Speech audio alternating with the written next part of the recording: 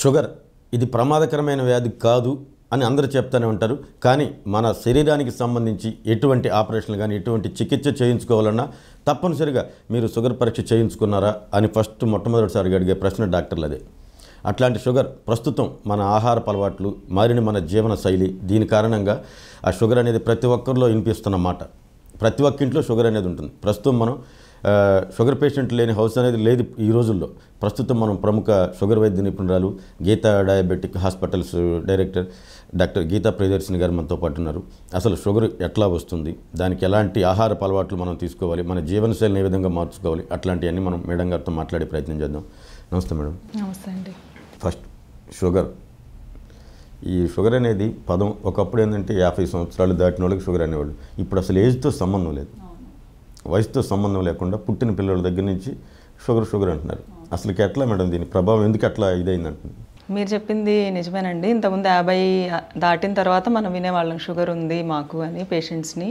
ఇప్పుడు అది టీన్స్లోనే స్టార్ట్ అయిపోతుంది. 20-30 ఏళ్ళకి ఎక్కువ మంది కాలేజ్ స్టూడెంట్స్ కూడా షుగర్ రిపోర్ట్స్ చేతితో పట్టుకొని వస్తున్నారు. దానికి మెయిన్ కారణం డైటరీ హ్యాబిట్స్, ఆహార పద్ధతులు మారిపోవడము, లైఫ్ స్టైలు, స్ట్రెస్, అందరూ లైఫ్ రేస్లో ఉరుకులు పరుగులు తీయడం. సో స్ట్రెస్ లెవెల్స్ చాలా ఇంపార్టెంట్ రోల్ ప్లే చేస్తున్నాయి. స్లీప్, నిద్ర సరిగా లేకపోవడము, మెయిన్గా మనకి డైట్ చాలా రకరకాల ఫుడ్స్ బయట ఈజీగా అవైలబుల్గా దొరుకుతున్నాయి. దానికి తగ్గట్టు మనం ఎక్స్పెండిచర్ తిన్నదానికి ఖర్చు చేయట్లేదు. ఇన్పుట్ ఎక్కువైపోయింది, దానికి తగ్గట్టు ఖర్చు పెట్టట్లేదు. సో ఈ రకరకాల కారణాలు అన్నీ కలగలిపి షుగరు ఇంతకుముందు 50-60 ఏళ్ళకి కనిపించేది 20-30 ఏళ్ళకే ముందుకు వచ్చేస్తుంది. మనం ఇప్పుడు షుగర్ అనేదాన్ని మనకి వచ్చింది, షుగర్ మనకి అటాక్ అయింది, మన బాడీలో షుగర్ వచ్చింది, సిమ్టమ్స్ మనకి దేని ద్వారా తెలుస్తాయి మేడం? మనకి షుగర్ ఆ పేరులోనే స్వీట్నెస్ ఉంటుంది, కానీ అదంతా స్వీట్గా ఉండదండి. అది చాలా సీరియస్ ఇల్నెస్, సైలెంట్ కిల్లర్ అంటాం దాన్ని. సైలెంట్గా ఉంటుంది. సో మనకి ఏమన్నా జ్వరం అనో, గుండెల్లో నొప్పి, ఆయాసం అని ఇబ్బంది అనిపించినప్పుడు వెంటనే డాక్టర్ దగ్గరికి వెళ్ళి చూపించుకుంటాం. షుగర్ సిమ్టమ్స్ చాలా సైలెంట్గా ఉంటాయి. కొంతమందికి మాత్రం నీరసము, ఇంతకుముందు ఉన్నట్టు యాక్టివ్గా లేకపోవడము, యూరిన్ ఎక్కువసార్లు పాస్ చేయడము, బరువు తగ్గిపోవడం, తరచుగా ఇన్ఫెక్షన్స్ రావడం, ఇవన్నీ కనిపిస్తాయి. సో ఇవన్నీ కనిపించేదాకా మనం వెయిట్ చేయకుండా రెగ్యులర్గా పీరియాడిక్గా 30-35 ఏళ్ళు ఇంకా 25 ఇయర్స్ నుంచి రెగ్యులర్గా స్క్రీనింగ్ చేయించుకుంటూ ఉండాలి. పరగడుపున షుగర్ టెస్ట్, తిన్న 2 గంటల తర్వాత షుగర్ టెస్ట్, HbA1c అని 3 నెలల యావరేజ్ టెస్ట్. షుగరు, థైరాయిడ్ రెండింటి మధ్య తేడా ఏంది మేడం? మంచి క్వశ్చన్ అండి. థైరాయిడ్కి షుగర్కి రిలేషన్ చెప్తాను. థైరాయిడ్ ఉన్నవాళ్ళు సాధారణంగా హైపోథైరాయిడ్స్ మనం ఎక్కువ చూస్తాము. సో బరువు ఎక్కువ ఉంటారు వాళ్ళు. ఈ బరువు ఎక్కువ ఉన్నప్పుడు ఇన్సులిన్ రెసిస్టెన్స్ అనేది ఎక్కువ ఉంటుంది. ఆ ఇన్సులిన్ రెసిస్టెన్స్ వల్ల హైపోథైరాయిడిజం ఉన్న వాళ్ళకి డయాబెటీస్ రిస్క్ చాలా ఎక్కువ ఉంటుంది. అండ్ డయాబెటీస్కి, థైరాయిడ్కి, డయాబెటీస్ వల్ల ఇమ్యూన్ సిస్టమ్ కొంచెం రోగనిరోధక శక్తి ఆల్టర్ అవుతుంది, చేంజ్ అవుతుంది. దానివల్ల ఆటో ఇమ్యూనిటీ టెండెన్సీస్ ఎక్కువ అవుతాయి డయాబెటీస్ ఉన్న పేషెంట్స్కి. సో ఆటో ఇమ్యూన్ డిసీజ్ వల్ల థైరాయిడ్ ఫంక్షన్ కూడా ఎఫెక్ట్ అవుతుంది. సో రెండింటికి ఇంటర్ రిలేటెడ్ అనమాట. డైట్ ఇప్పుడు ప్రధానంగా ప్రతి ఒక్కరు చాట్లు ఇస్తూ ఉంటారు హాస్పిటల్కి వెళ్ళినా కూడా. అసలు షుగర్కి ఈ డైట్ తప్పనిసరిగా దీన్ని వాడితే మీరు షుగర్ పూర్తిగా నిర్మూలించకపోయినా షుగర్ లెవెల్స్ కరెక్ట్గా ఉంటాయి. యాక్చువల్గా చెప్పాలంటే డయాబెటిక్ డైట్ అని స్పెసిఫిక్గా ఈ పేరు పెట్టుకొని డైట్ చేయాలి అని ఏం లేదు. ఎవరికైనా హెల్దీ బ్యాలెన్స్డ్ డైట్ చాలా important.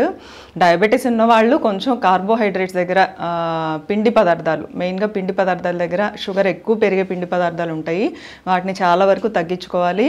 Processed foods, refined foods, packed foods కంప్లీట్గా అవాయిడ్ చేయాలంటే బయట దొరికేవి బిస్కెట్స్, ప్యాకెట్స్లో దొరికేవి ఫుడ్స్, ఇలాంటివన్నీ అవాయిడ్ చేసేయాలి. షుగర్స్, పంచదార అయినా, బెల్లమైనా, తేనైనా, ఏదున్నా తీపి వస్తువుల జోలికి వెళ్ళకూడదు.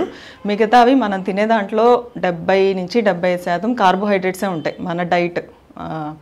సో దాన్ని 50% కార్బోహైడ్రేట్స్కి తెచ్చుకొని ప్రోటీన్ కంటెంట్, పీచు పదార్థాలు, ఫైబర్ కంటెంట్ పెంచుకొని బ్యాలెన్స్ చేసుకోవాలి. దీనికి తగ్గట్టు మన ఫిజికల్ యాక్టివిటీ కూడా రెగ్యులర్గా రోజు ఒక అరగంట, కనీసం ఒక అరగంట, వారంలో 5 రోజులు ఏదో ఒక ఎక్సర్సైజ్ చేస్తే ఈ డైట్, లైఫ్ స్టైల్ చేంజెస్తోనే 50-60% డయాబెటీస్ కంట్రోల్లో ఉంటుంది.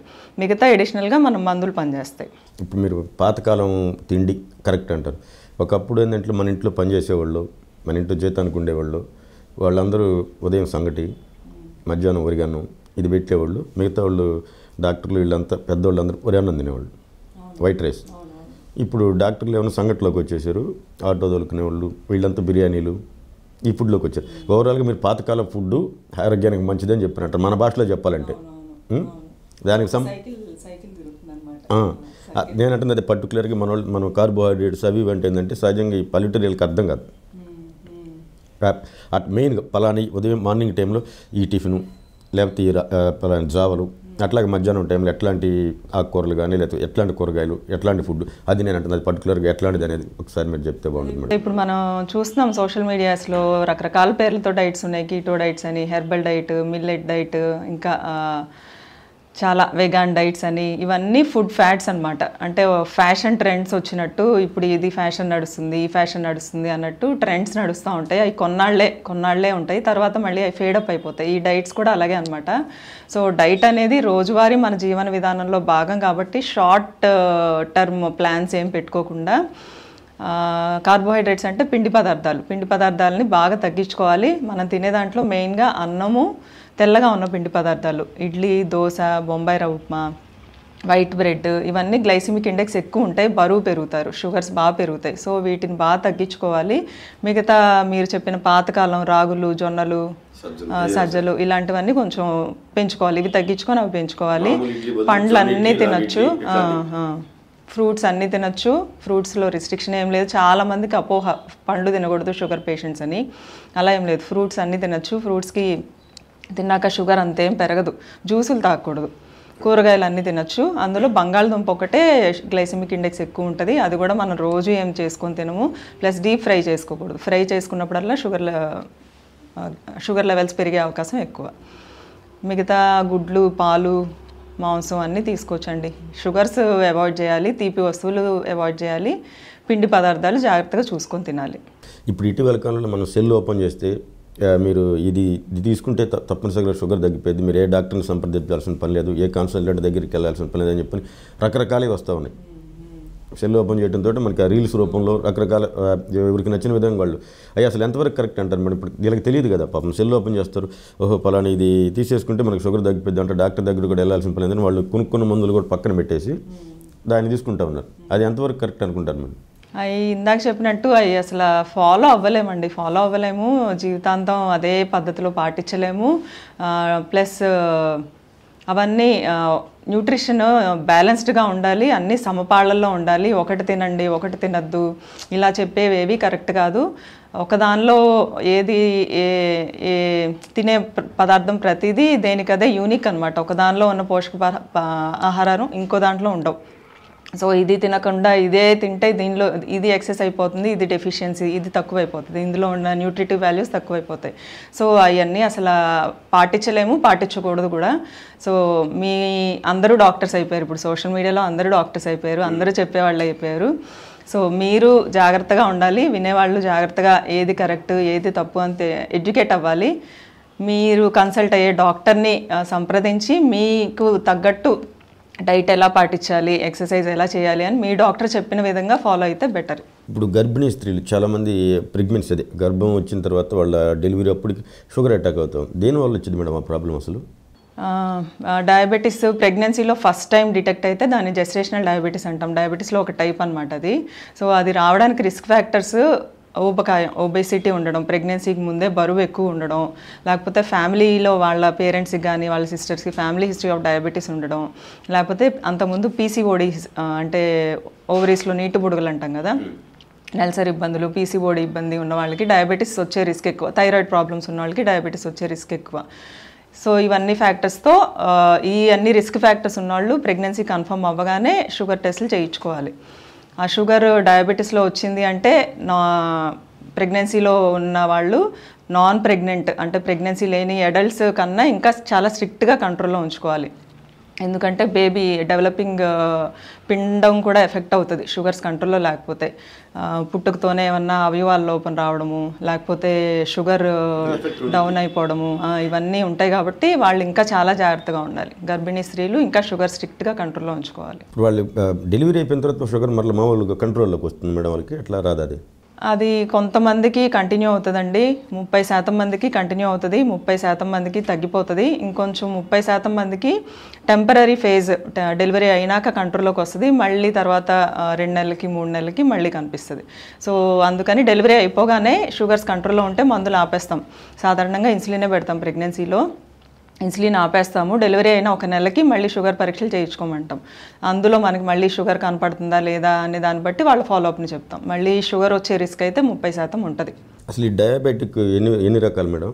మేజర్గా టైప్ 1 డయాబెటీస్ అంటాము. టైప్ 1 డయాబెటీస్ అంటే చిన్నపిల్లల్లో వస్తుంది, ఎక్కువ పెద్దవాళ్ళల్లో కూడా కనిపిస్తుంది కానీ చాలా రేర్ అనమాట. ఇది ఆటో ఇమ్యూన్, ప్యాంక్రియాస్ని ఇన్సులిన్ తయారవ్వకుండా ఆటో యాంటీబాడీస్ డ్యామేజ్ చేసేస్తాయి. సో ఇది టైప్ 1 డయాబెటీస్ అనమాట. పిల్లల్లో వస్తుంది.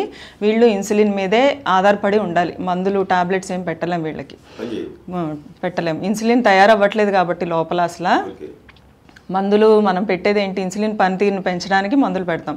అసలు ఇన్సులినే తయారవ్వట్లేదు కాబట్టి ఇంకా వాళ్ళు ఇన్సులిన్ మీదే ఆధారపడి ఉండాలి. ఇది టైప్ 1 డయాబెటీస్. టైప్ 2 డయాబెటీస్ అంటే పెద్దవాళ్ళలో ఇప్పుడు మనం ఎక్కువ చూస్తుంది టైప్ 2 డయాబెటీస్ అనమాట. అది ఇంతకుముందు చెప్పినట్టు 50 దాటిన తర్వాత కనిపించేది ఇప్పుడు 20 ఏళ్ళకే కనిపిస్తుంది. వీళ్ళు ఎక్కువ బరువు ఎక్కువ ఉండడము, లైఫ్ స్టైల్ బాగాలేకపోవడము, ఇన్సులిన్ రెసిస్టెన్స్ ఎక్కువ ఉంటుంది వీళ్ళకి. టైప్ 1లోనేమో ఇన్సులిన్ డెఫిషియన్సీ ఉంటుంది, అంటే ఇన్సులిన్ తయారవ్వడమే లోపం. ఇందులో ఇన్సులిన్ తయారవుతుంది కానీ పనిచేసే తీరు తగ్గిపోతుంది. టైప్ 2 డయాబెటీస్ ఎఫెక్టివ్గా పనిచేయదు. Next gestational diabetes. Gestational diabetes అంటే ఇందాక చెప్పుకున్నట్టు ప్రెగ్నెన్సీలో వచ్చే డయాబెటీస్. ఇంకా అదర్ ఫార్మ్స్ ఆఫ్ డయాబెటీస్ అంటాం. ప్యాంక్రియాటిక్ డయాబెటీస్ ఒకటి అందులో, అంటే ఎక్కువ మందు తాగే వాళ్ళకి ప్యాంక్రియాస్ పాడైపోయి టైప్ 1 డయాబెటీస్లో ఎలాగైతే ఇన్సులిన్ సెక్రేషన్ తగ్గిపోతుందో ఇందులో కూడా మందు తాగడం వల్ల ప్యాంక్రియాస్ పాడైపోయి వచ్చే డయాబెటీస్ని ప్యాంక్రియాటిక్ డయాబెటీస్ అంటాము. ఇంకా వేరే స్టిరాయిడ్స్ వాడే వాళ్ళల్లో వచ్చే డయాబెటీస్, లేకపోతే ఇంకా రకరకాల మందుల వల్ల వచ్చే డయాబెటీస్, ఇవి వేరే కారణాలు, అదర్ ఫార్మ్స్ ఆఫ్ డయాబెటీస్లోకి వస్తాయి ఇవన్నీ. ఎక్కువ ఏ టైప్ ఆఫ్ డయాబెటిక్ పేషెంట్స్ ఎక్కువ ఉండేది? ఎక్కువ టైప్ 2 డయాబెటీస్ అండి. టైప్ 2 డయాబెటీస్ ఎందుకంటే చాలా ఒక రేంజ్ ఆఫ్ ఏజ్ గ్రూప్స్ని అన్నిటినీ ఎఫెక్ట్ చేస్తుంది కాబట్టి టైప్ 2 డయాబెటీస్ ఎక్కువ చూస్తాం మనం. టైప్ 1 డయాబెటీస్ చిన్నపిల్లల్లో వస్తుంది, కంపారిటివ్గా చాలా తక్కువ. బాడీలో ప్రతి అవయవానికి షుగర్తో సంబంధమా మేడం? ఇప్పుడు మనం కంటి పరీక్ష చేయించుకోవాలన్నా, లేకపోతే గుండెకి సంబంధించి చేయించుకోవాలన్నా, దేనికి చేయించుకోవాలన్నా ఫస్ట్ డాక్టర్ల దగ్గరికి వెళ్ళడంతో మీరు షుగర్ టెస్ట్ చేయించుకున్నారా, ఆ షుగర్ రిపోర్ట్ తీసుకొని రండి. అది ఉంటే కానీ సంబంధిత పైన ఇంకా వాళ్ళు ఏదైనా దానికి సంబంధించినటువంటి ఎటువంటి చేయాలన్నా కూడా అది ఎట్లా? అంతే, షుగర్ అంటే ఇంకా అదొక ఫ్యూయల్ లాగా, మనం ఒక బండికి పెట్రోల్ ఎలాగో ఈ బాడీకి గ్లూకోజ్ ఒక ఫ్యూయల్ అనమాట. ప్రతి అవయవం పనిచేయాలంటే గ్లూకోజే, ఎనర్జీ సప్లై చేసేదంతా గ్లూకోజే. సో గ్లూకోజ్ ఎక్కువ, డయాబెటీస్ అంటే రక్తంలో ఉండాల్సిన మోతాదు కంటే గ్లూకోజ్ లెవెల్స్ ఎక్కువ ఉండడాన్ని డయాబెటీస్ అంటాం. సో ఈ రక్తంలో గ్లూకోజ్ లెవెల్స్ ఎక్కువ ఉన్నాయి అంటే అదంతా ఒక చెడు రక్తం కిందే లెక్క. నార్మల్గా ఉండాల్సిన మోతాదులో కన్నా ఎక్కువ ఉంటే చెడు రక్తం కిందే లెక్క.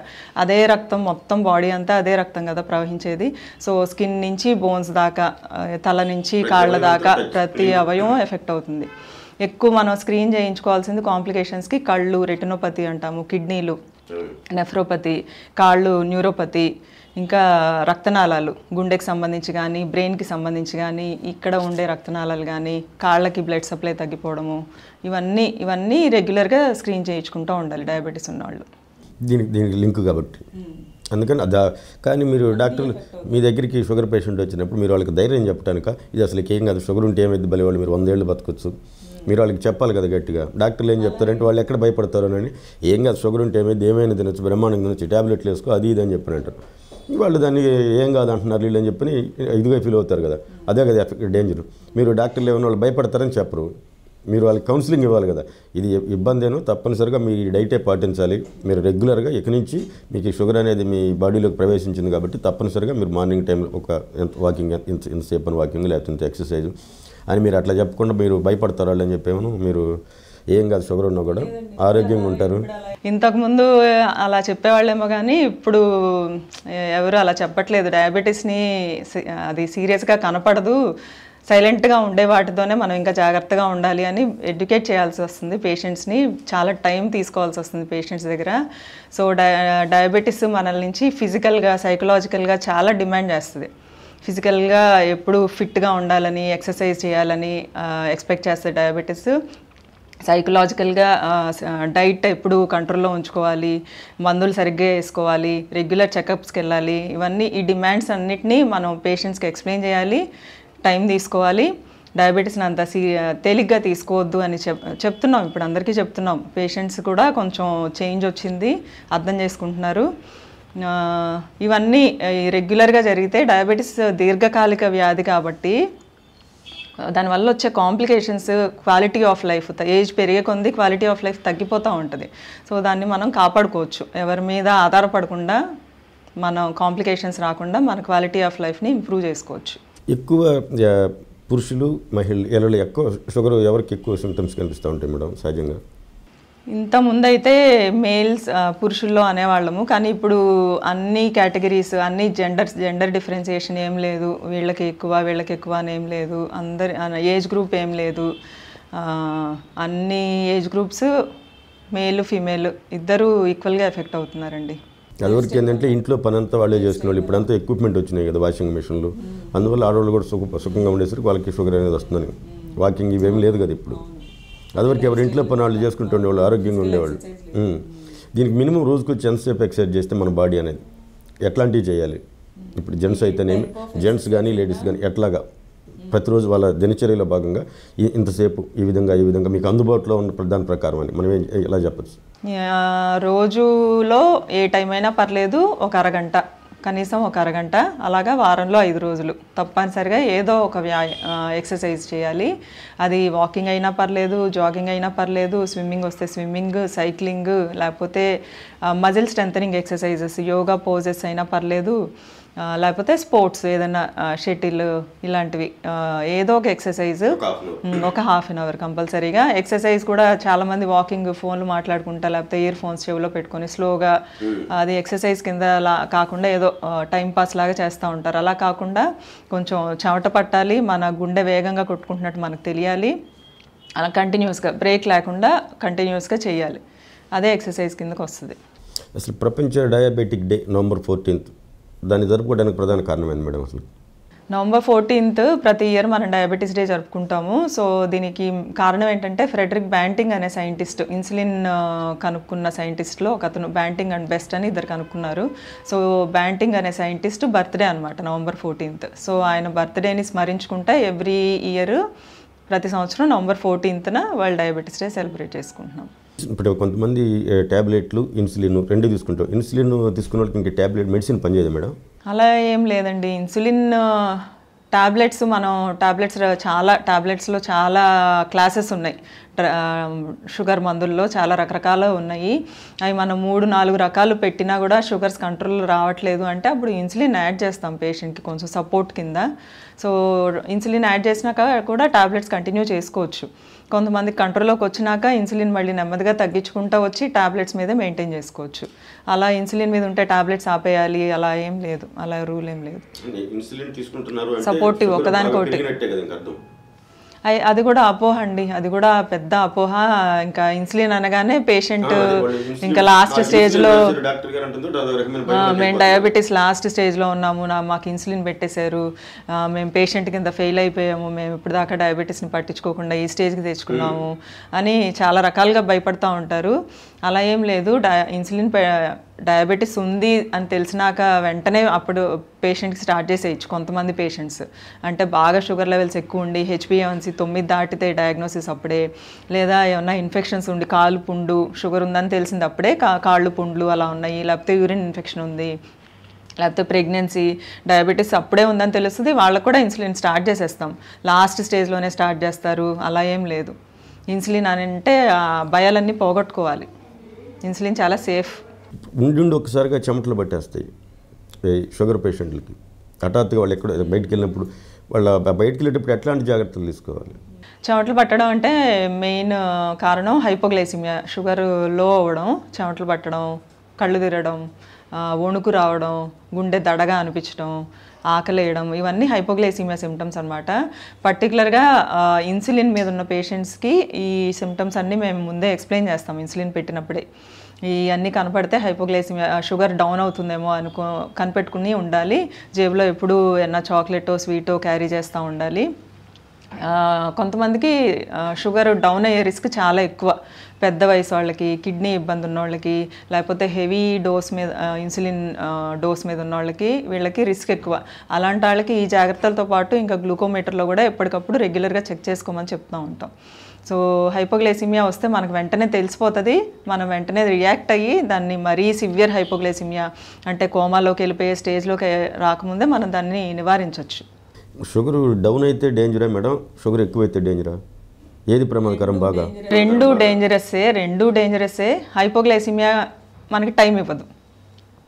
హైపోగ్లైసిమియా అంటే షుగర్ డౌన్ అయినప్పుడు మనకి టైం ఇవ్వదు ఎక్కువ, వెంటనే రియాక్ట్ అయిపోవాలి. లేకపోతే అది సివియర్ హైపోగ్లైసిమియాలోకి వెళ్ళిపోయి ఫిట్స్ రావడము, కోమాలోకి వెళ్ళిపోవడము, లేకపోతే సడన్ కార్డియాక్ అరెస్ట్, గుండె ఆగిపోవడము, ఇవన్నీ జరుగుతాయి. మనకి టైం ఇవ్వదు హైపోగ్లైసిమియా, అది డేంజరే. హైపర్గ్లైసిమియా అంటే షుగర్స్ ఎక్కువ ఉండడం, అది డేంజరే. కానీ అది అప్పటికప్పుడు ఎమర్జెన్సీ క్రియేట్ చేయదు. దాన్ని కంట్రోల్లోకి తెచ్చుకోవడానికి మనకు కొంచెం టైం ఇస్తుంది. అలా అని దాన్ని పట్టించుకోకుండా ఉంటే మాత్రం అది చేయాల్సిన డ్యామేజ్ అది చేస్తుంది. థైరాయిడ్, షుగర్ అంత ఎఫెక్ట్ ఏమి ఉండదు మేడం బాడీకి? ఇవన్నీ రోజు జరిగే మెటబాలిజంని ఎఫెక్ట్ చేసే జబ్బులండి. షుగర్ అయినా థైరాయిడ్ అయినా. థైరాయిడ్ ఏంటంటే మనకి ట్రీట్మెంట్ అంత కాంప్లికేటెడ్గా అనిపించదు. సింగిల్ ట్యాబ్లెట్తో పరగడుపున ఒక ట్యాబ్లెట్ వేసుకుంటే ట్రీట్మెంట్ రోజు మర్చిపోకుండా పరగడుపున ఒక ట్యాబ్లెట్ వేసుకుంటే థైరాయిడ్ హార్మోన్స్ నార్మల్ లెవెల్లో మెయింటైన్ అవుతాయి. సో ఆ మెటబాలిజం అంతా లోపల జరిగే థైరాయిడ్ హార్మోన్స్ ఏంటంటే గేర్ సిస్టమ్ లాగా, ఒక బండికి గేర్ సిస్టమ్ లాగా అనమాట. థైరాయిడ్ హార్మోన్స్ ఎక్కువైతేనేమో స్పీడ్గా జరుగుతుంది ఆ మెటబాలిజం అంతా, థైరాయిడ్ హార్మోన్స్ తక్కువైతేనేమో స్లో అయిపోతుంది, డల్ అయిపోతుంది బాడీ అంతా. సో నార్మల్ లెవెల్స్లో ఉంటే మెటబాలిజం అంతా నార్మల్గా జరుగుతుంది. సో మనకి ట్రీట్మెంట్ కాంప్లికేటెడ్గా అనిపించదు కాబట్టి మనకి థైరాయిడ్ అంత డేంజరస్గా కనిపించదు. షుగర్ ఏమో ఇన్సులిన్, రకరకాల ట్యాబ్లెట్స్, ఈ షుగర్ వల్ల వచ్చే కాంప్లికేషన్స్, ఇవన్నీ మనకి కొంచెం ఎడ్యుకేషన్ పెరిగి ఇది కాంప్లికేటెడ్గా అనిపిస్తుంది. రెండు అన్ని సిస్టమ్స్ని ఎఫెక్ట్ చేస్తాయి. థైరాయిడ్ ఉన్న వాళ్ళకి తప్పనిసరిగా షుగర్ అటాక్ అవుతుందా? తప్పనిసరి ఏం కాదు, రిస్క్ ఎక్కువ. 30% రిస్క్ ఎక్కువ. థైరాయిడ్ ఉన్న వాళ్ళకి షుగర్ వచ్చే రిస్క్ ఎక్కువ. ఇందాక చెప్పినట్టు ఇన్సులిన్ రెసిస్టెన్స్ ఎక్కువ ఉంటుంది వాళ్ళకి, థైరాయిడ్ పేషెంట్స్కి. సో వాళ్ళకి షుగర్ వచ్చే రిస్క్ ఎక్కువ. షుగర్ ఉన్న వాళ్ళకి ఎంత పర్సెంటేజ్ రావచ్చు థైరాయిడ్ రావడానికి ఆస్కారం ఉంటుంది? అది 15 to 20%. షుగర్ ఉన్న వాళ్ళకి కూడా ఈ ఇందాక చెప్పినట్టు ఆటో ఇమ్యూనిటీ, రోగ నిరోధక శక్తి తగ్గిపోయి ఆటో ఇమ్యూనిటీ టెండెన్సీస్ పెరిగి థైరాయిడ్ని డ్యామేజ్ చేసి, సో వాళ్ళకి కూడా 15 to 20% రిస్క్ ఎక్కువ. సో అందుకని సంవత్సరానికి 2 సంవత్సరాలకు ఒకసారి థైరాయిడ్ స్క్రీనింగ్ కూడా చేయించుకోమని చెప్తాం షుగర్ పేషెంట్స్ని. షుగర్ తప్పనిసరిగా చేయించుకుంటే మంచిది. చివరిగా ఏం చెప్తారు మేడం షుగరు, డయాబెటీస్కి సంబంధించి? సో డయాబెటీస్ డే కాబట్టి November 14th ఇది అన్నీ మాట్లాడుకుంటున్నాము. అదేదో సెలబ్రేషన్ కాదు. సో డయాబెటీస్, షుగర్ వ్యాధి ఎంత ప్రమాదకరమైంది గుర్తు చేసుకోవడానికి, దానివల్ల అది కంట్రోల్లో లేకపోతే ఎన్ని సమస్యలు వస్తాయి, అన్ని వ్యవస్థలు, బాడీలో ఉన్న అన్ని వ్యవస్థలు ఎఫెక్ట్ అవుతాయి. దాన్ని కంట్రోల్లో ఉంచుకుంటే డయాబెటీస్ లేని వాళ్ళు ఎలాగ లైఫ్ లీడ్ చేస్తున్నారో అంతే హ్యాపీగా డయాబెటీస్ ఉన్న వాళ్ళు కూడా లీడ్ చేసుకోవచ్చు. ఇవన్నీ జరగాలంటే షుగర్స్ రెగ్యులర్గా చెకప్ చేయించుకోవాలి, మందులు సక్రమంగా వేసుకోవాలి. కాంప్లికేషన్స్ కాంప్లికేషన్స్కి స్క్రీనింగ్ టెస్ట్లు ఉంటాయి. 6 నెలలకు ఒకసారి ఇవి చేయించుకోవాలి, సంవత్సరానికి ఒకసారి ఇవి చేయించుకోవాలని, అవన్నీ కంపల్సరీ చేయించుకోవాలి. వీటన్నిటితో పాటు డైట్ ఎప్పుడు అదే పద్ధతి తప్పకుండా అదే డైట్ పాటిస్తూ ఉండాలి. ఫిజికల్ యాక్టివిటీ కూడా మర్చిపోకూడదు. సో ఇవన్నీ కలిసి జరిగితేనే డయాబెటీస్ కంట్రోల్లో ఉంటుంది. మేడం గారు మనతో చెప్తా ఉన్నారు, మనకి తెలిసిన భాషలో, మనకు అర్థమయ్యే భాషలో చెప్పుకోవాలి అని చెప్పారంటే మన జీవన విధానాన్ని ఇప్పుడు ఇంటి దగ్గర ఉన్న మీ అమ్మమ్మను, మీ నాయనమ్మను, మీ తాతయ్యలను అడిగితే అమ్మమ్మ మీరు గతంలో ఏం తినేవాళ్ళు అంటే వాళ్ళు చెప్తారు మీకు, అదే ఫుడ్ ఇప్పుడు తినండి మీరు చాలు, ఇక అంతకంటే మీరు కొత్తగా తినాల్సిందే లేదు. పాతకాలంలో మీ అమ్మమ్మ, మీ నాయనమ్మలు మీకు ఏం వండి పెట్టారో అట్లాంటి ఫుడ్ తింటా పాతకాలంలో వాళ్ళు ఏ విధంగా అయితే పని చేశారో రోజులో 1 అరగంట మీ బాడీకి కొంచెం శ్రమ అనేది కలిగిస్తే డయాబెటిక్ కొంచెం దూరంగా ఉండొచ్చు. డయాబెటిక్ ఒకవేళ మీకు అటాక్ అయినా కూడా దాన్ని నువ్వు సేఫ్ జోన్లో నీ ఆరోగ్యాన్ని కాపాడుకోవచ్చు అని చెప్పి మేడం గారు చెప్తున్నాను. Okay, thank you madam. Thank you అండి.